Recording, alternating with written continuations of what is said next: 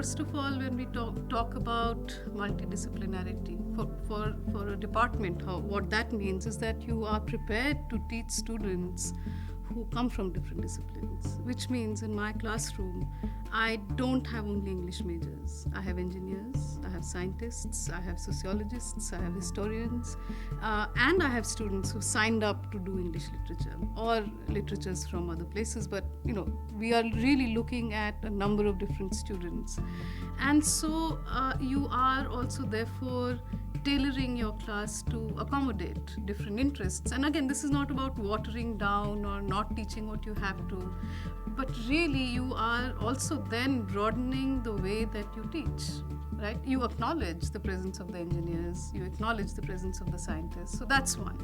And it's not about teachings. It's about how, as a scientist, when you read a novel or you read a play, what are the questions you're asking?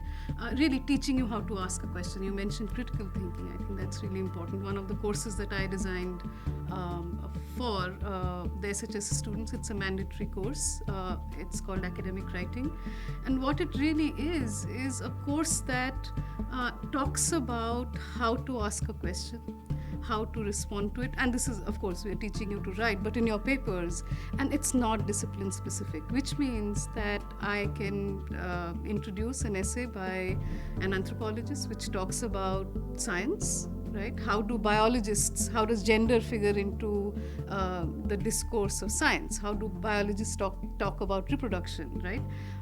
You read something about historical monuments in Delhi. So you read, so that means you read essays that are significant to and is of interest to different disciplines. One of the essays that were really popular was by Alain de Botton, which was on these pylons, these transmission towers that you see all around here, right? And that transmission engineering, we read about that, and all the students read about that. So really talking about the interaction, talking about how knowledge is constructed, and doing it in a way that you don't say that the work of an engineer or the work of a historian or a work of a literary critic are these separate things that don't talk to each other.